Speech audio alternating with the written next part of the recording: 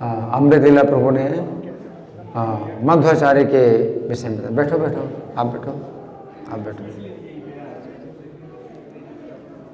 तो बहुत सुंदर इन्होंने वर्णन किया मध्वाचार्य की दिव्य लीलाओं का। तो मध्वाचार्य का जो तत्व है तो वो जो है बहुत विशेष इनका तत्व है, क्योंकि ये वायु देवता भी के अवतार हैं, हनुमान जी के भी अवतार हैं और भीमसेन के भी अवतार हैं, तीनों 3 in 1। तो ये बहुत विशेष बात है। पहले तो मैं सोचता था कि अगर वायु देवता के अवतार है तो हनुमान जी के अवतार नहीं हो सकते, क्योंकि हनुमान जी वायु के पुत्र हैं और अलग व्यक्तित्व है।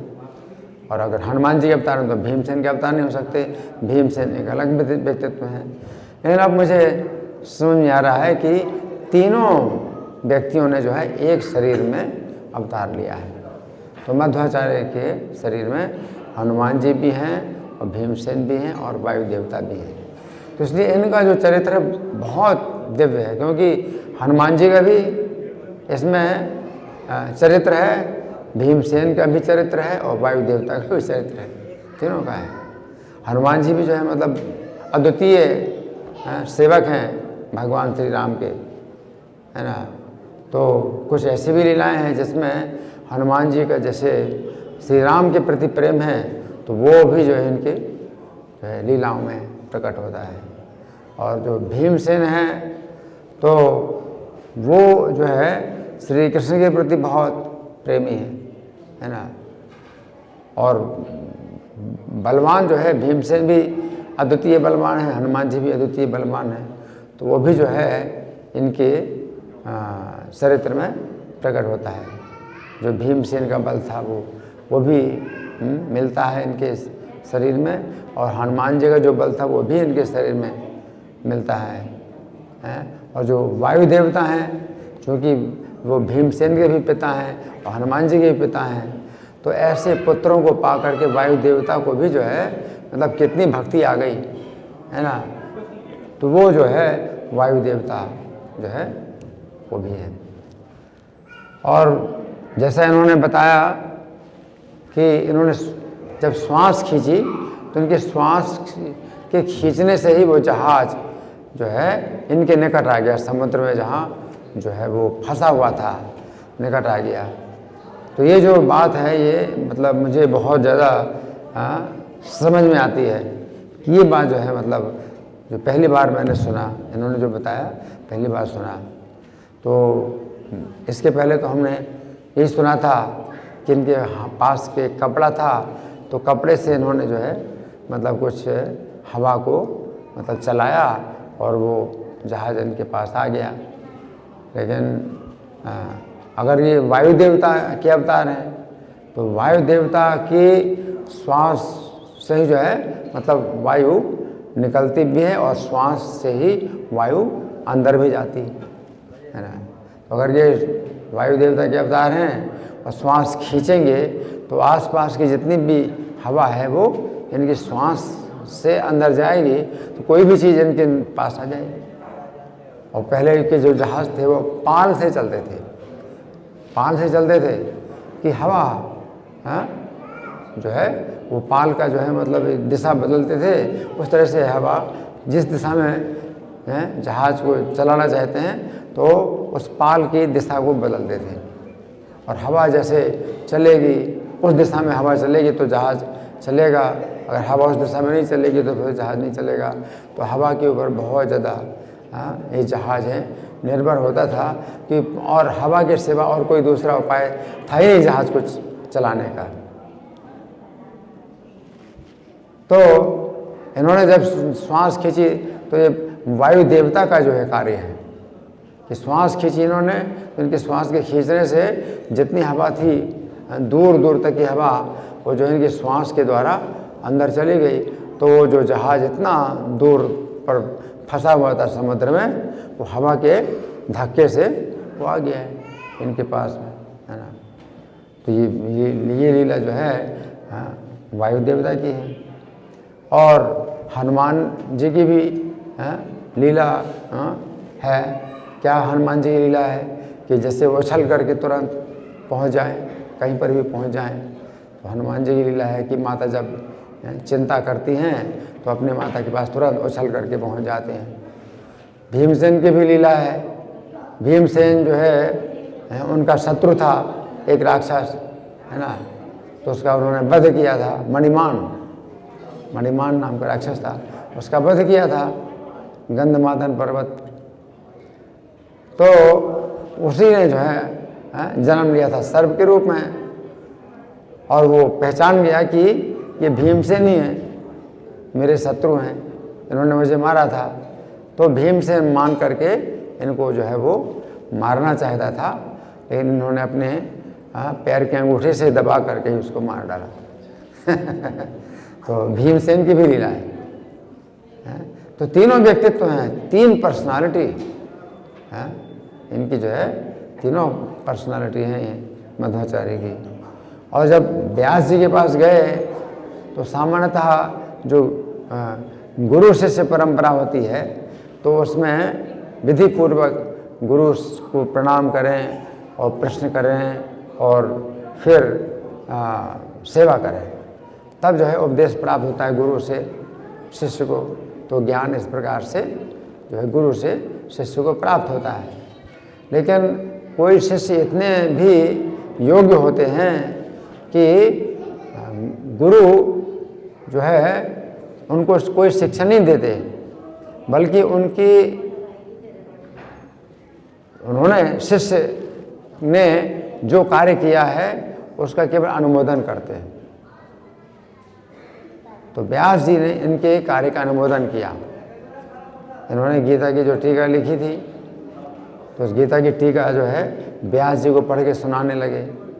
तो शुरू में इन्होंने यही लिखा था कि मैं गीता की जो व्याख्या लिख रहा हूँ तो अपनी मति के अनुसार लिख रहा हूँ, जैसी मेरी मति है उसके अनुसार लिख रहा हूँ।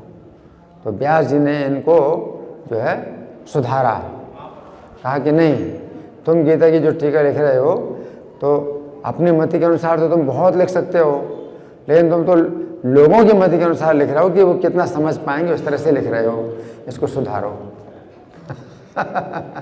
तो फिर व्यास जी ने जो है मतलब इनको वो शिक्षा नहीं दी कि भाई इनको कुछ पता नहीं है, बल्कि इस तरह से मतलब बताया कि तुमने जो लिखा है अपनी मति के अनुसार नहीं लिखा है, लोगों की मति के अनुसार लिखा है कि लोग कितना समझ पाएंगे उसके अनुसार, है ना। और वास्तव में ये जो मध्वाचार्य जी थे तो उनका ज्ञान तो अगाध ज्ञान था ना। और भगवान चैतन्य का जो ये अचिंत्य भेदाभेद तत्व उसको भी जानते थे, लेकिन इन्होंने उस समय के लिए उतना ही कार्य किया जितना उस समय के लिए भगवान की आज्ञा थी।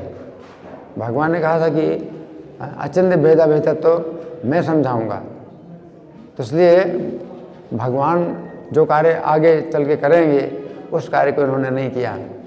इन्होंने जो है केवल उतने कार्य किया जो उस समय की आवश्यकता थी, है ना।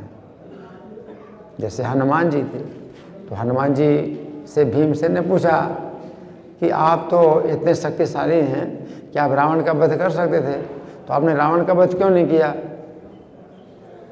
आप ही रावण का वध कर देते, आप तो श्री राम के सेवा में हमेशा रहे। तो उन्होंने कहा कि रावण का वध तो मैं कर देता, इससे श्री राम का यश नष्ट हो जाता, इसलिए मैंने रावण का वध नहीं किया। उसी प्रकार से इन्होंने भी चैतन्य महाप्रभु ने जो सिद्धांत अचिंत्य भेदाभेद तत्व दिया है तो उसको इन्होंने नहीं समझाया, क्योंकि भगवान चैतन्य जो कार्य करेंगे तो समय का कार्य है। तो इनके पास असीमित शक्ति है, ज्ञान, असीमित ज्ञान की शक्ति है इनके पास, है ना। और जब कहीं ऐसी भी चर्चा हुई कि विष्णु सहस्त्र नाम के संबंध में, तो उन्होंने बताया कि विष्णु सहस्त्र नाम में जो 1000 नाम हैं उनमें भी एक एक नाम के 100 अर्थ हैं, एक एक नाम के 100 अर्थ हैं। तो फिर किसी ने कहा कि आप बताइए, तो बताने लगे। तो उन्होंने फिर तो उन लोगों ने सब ने कहा अब मत सुनाओ क्योंकि समय बहुत चला जाएगा। एक एक नाम के 100 अर्थ अगर बताओगे तो इतना हमारे पास समय नहीं है। तो इस तरह से अगाध ज्ञान शक्ति थी इनकी, है ना। तो इनका जो है जो जीवन चरित्र बहुत दिव्य है। जैसे कि इन्होंने बताया अन्नप्राशन कैसे हुआ, है ना। तो अन्नप्राशन कैसे हुआ, ये हमेशा भूखे रहते थे और माता इनको आधा घंटे में, हर आधा घंटे में दूध पिलाती थी। तो माता के स्तन में कितना दूध आएगा, बालक तो जितना पीना चाहता है, जितना भूख है वो तो उतना माता के स्तन में दूध आता ही नहीं था। तो माता जो है, और ये हमेशा भूखे बने रहते थे। तो 3-4 महीने के जिस जो बच्चे के अन्नप्राशन का समय होता है, उस अवस्था में माता जो है जब इनको छोड़ के चली गई और इनकी बड़ी बहन ने वो जो है अनाज का जो बोरा है वो झुका दिया और बालक जो उसको खा कर के अन्नप्राशन संस्कार इनका हुआ। तो ये मध्वाचार्य का जो है बहुत बड़ा ये जो है योगदान है कि उन्होंने शंकराचार्य का जो है मतलब जो मायावाद का विरोध किया। तो मायावाद के विरोध में ये जो है बड़े प्रबल तर्क दिया करते थे, बहुत प्रबल तर्क दिया करते थे खंडन करने के लिए मायावाद का, है ना। और उन्होंने जो है शायद 100 श्लोकों की रचना भी की मायावाद के खंडन में। उसमें एक श्लोक ये भी है कि अरे भाई मायावादी हैं, तुम कहते हो कि मुझ में तुम में कोई अंतर नहीं है, तो तुम ऐसा करो अपनी जेब में जितना धन है वो मुझे दे दो, क्योंकि मुझ में तुम में कोई अंतर नहीं। कि मायावादी ये कहते हैं कि एक ही हैं, हम सब एक हैं, एक ही तत्व है, एक ही व्यक्ति है, एक ही व्यक्तित्व है, ओनली वन पर्सनालिटी। तो उन्होंने जो है उनका खंडन करने के लिए कहा कि ठीक है, तुम्हारी जेब में जितना पैसा मुझे दे दो, ये एक ही पर्सनालिटी है ना। तो इस तरह से इन्होंने बड़े जो है मतलब ऐसे तर्क दिए हैं खंडन करने के लिए और उनको जो है निरस्त करने। तो बहुत मतलब ये निरस्त करते थे, है ना। तो शंकराचार्य का जो मायावाद है इसके विरोध में तो दूसरे भी वैष्णव संप्रदाय हैं, रामानुज संप्रदाय, निम्बार्क संप्रदाय, विष्णु स्वामी संप्रदाय, सब ने अपने मतों को जो है नाम दिया, कुछ नाम दिया। लेकिन इन्होंने अपने मत का जो नाम दिया वो द्वैतवाद। तो अद्वैतवाद से बिल्कुल ठीक विरुद्ध है द्वैतवाद। जबकि दूसरे वैष्णव आचार्य हैं वो शंकराचार्य का थोड़ा लिहाज करते हैं, इसलिए उनके अद्वैतवाद का विरोध ना करके रामानुजाचार्य ने विशिष्ट अद्वैत नाम दे दिया, तो कुछ समझौता किया, है ना। निम्बार्काचार्य ने द्वैत अद्वैत नाम दिया तो समझौता किया, है। विष्णु स्वामी ने शुद्ध अद्वैत नाम दिया, समझौता किया। इन्होंने कोई समझौता नहीं, नो कंप्रोमाइज। अद्वैतवाद सीधे द्वैतवाद, बिल्कुल विरोध किया शंकराचार्य। और चैतन्य महाप्रभु ने इनकी इस भावना का बड़ा आदर किया, इसलिए चैतन्य महाप्रभु मध्व संप्रदाय को स्वीकार किया। चैतन्य महाप्रभु मध्व संप्रदाय को स्वीकार किया क्योंकि मायावाद का जो है ज़्यादा खंडन जो है इनके ही मत में मिलता है। चैतन्य महाप्रभु ने मध्वाचार्य के जो है संप्रदाय में ही जो है उन्होंने मतलब ये शिक्षा प्राप्त की, है ना। तो आज मध्वाचार्य का तिरुभाव दिवस है, तो जैसा इन्होंने बताया कि हम अगर उनके विषय में कुछ सुनते भी हैं, उनके विषय में सोचते भी हैं, कुछ सुनाते भी हैं, तो हमें जो है इनकी कृपा प्राप्त होती है। क्योंकि आज के दिन जो है ऐसे महापुरुषों की कृपा का द्वार खुला रहता है ना। तो इसलिए मैंने भी यही नियम बनाया कि भाई शाम की क्लास में भी जो है ऐसे जो है कोई त्यौहार होते हैं तो त्योहारों पर चर्चा की जाए। गीता की रोज़ क्लास तो होती ही है, लेकिन ये जो चर्चा है ये कहाँ मिलेगी, ये कैसे मिलेगी, है ना। तो आज मध्वाचार्य की कृपा का द्वार खुला हुआ है और अगर वो हमारे ऊपर कृपा करें कृपा का एक बिंदु भी अगर हमें प्राप्त हो तो हमारा जीवन सफल हो जाए। श्रीपाद मध्वाचार्य तिरुभाव तिथि महामहोत्सव की जय। श्रील प्रभुपाद की जय। हरे कृष्णा।